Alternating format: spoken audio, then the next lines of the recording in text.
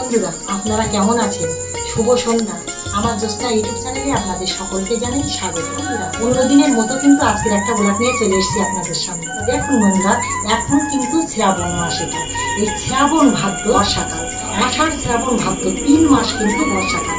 এই বর্ষার সিজনটা কিন্তু তালটা হেভি পাওয়া যায়। আমাদের বাড়িতে কিন্তু তাল গাছ আছে, সেই তাল গাছে কিন্তু ভীষণ তাল হয়। আমাদের তালটা একটু আগুতে পড়ে যায়।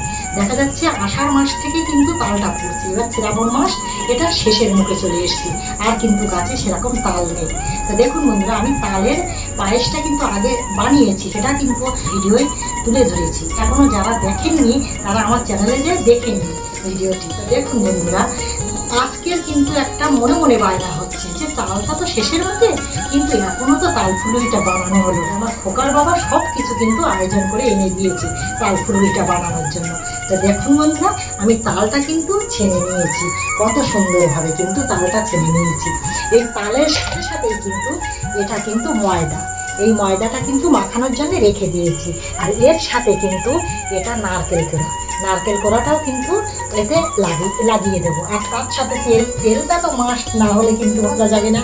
তেলটাও কিন্তু তার সাথে আছে, আর চিনিটাও কিন্তু আছে। তো দেখো বন্ধুরা, 1 প্যাকেট তেল এনেছিলাম, সেই 1 প্যাকেট তেল থেকে কিন্তু এইগুলো তেল কিন্তু আমি ঢেলে রেখে দিয়েছি শিশিটায়, আর এইগুলো কিন্তু রেখে দিয়েছি অবশিষ্ট। আর এটা দেখুন, এটা কিন্তু আমি চালের গুঁড়ো নিয়েছি। দেখুন এই চালের গুঁড়োটা, মানে এই চালের গুঁড়োটা দেওয়ার উদ্দেশ্য হচ্ছে চালের গুঁড়োটা একটু তালের ফুলুরিতে দিলে একটু মচমচি হয়, টেস্টটা হেভি হয়। আর তার সাথে কিন্তু আরেকটা জিনিস আছে, সেটা কিন্তু আপনাদের সামনে এখনো দেখাইনি। দেখুন বন্ধুরা, এটা কালো জিরা।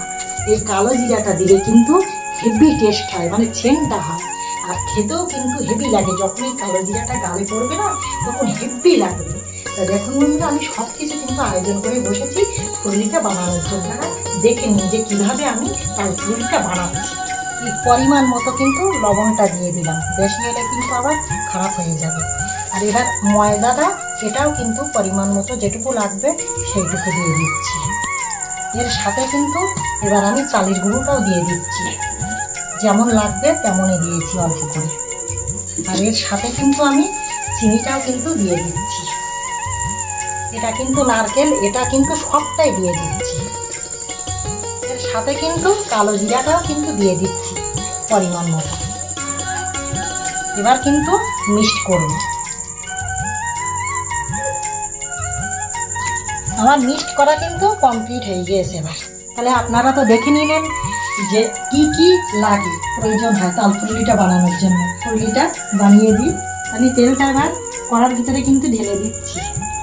এবার কিন্তু আমি অল্প অল্প করে ছোট্ট ছোট্ট করে কিন্তু দিয়ে দিচ্ছি তেলের ওপরে, কেননা ছোট্ট ছোট্ট করে দিলে কিন্তু হেভি হবে, একদম ফুলে উঠবে আর মচমচি হয়ে যাবে। সত্যি বন্ধুরা, আপনাদের সঙ্গে কী বলবো, যেটা যে আমি ভাজা করছি ফুলুরিটা আপনাদের সঙ্গে শেয়ার করছি, আমার হেভি ভালো লাগছে। কিন্তু না, যেহেতু কিন্তু তালের বড়াটা তো মানে তালের সিজন কিন্তু শেষ হয়ে যাচ্ছে, তাহলে কিন্তু আর তালটা পাওয়া যাবে না। তাহলে ফুলুরিটা বানাচ্ছি, হেভি লাগছে, আমার মজা লাগছে। কিন্তু এই 1 খোলা কিন্তু কমপ্লিট হয়ে গিয়েছে ভাজা।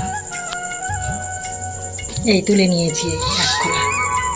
এবার এই আর 1 খোলা কিন্তু দিয়ে দিচ্ছি অল্প অল্প করে, ছোট্ট ছোট্ট করে দিয়ে দিয়েছিলাম। দেখুন কতটা বড় বড় হয়েছে, সাথে সাথে কিন্তু আর 1 খোলাও হয়ে গেল। দেখুন ছোট ছোট করে দিয়েছিলাম, কত সুন্দর বড় বড় হয়েছে। দেখুন ফুলে কিন্তু হেভি বড় বড় হয়েছে। এই শেষ হয়ে গেল। দেখুন বন্ধুরা, এখনও কিন্তু অনেকটা আছে, তা সে আপনাদের সঙ্গে শেয়ার করতে করতে কিন্তু সারা রাতই চলে যাবে, ওই জন্য কিন্তু আপনাদের সঙ্গে শেয়ার করলাম না। দেখুন বন্ধুরা, তাল ফুলুরিটা কেমন হয়েছে অবশ্যই কমেন্টে জানাবেন।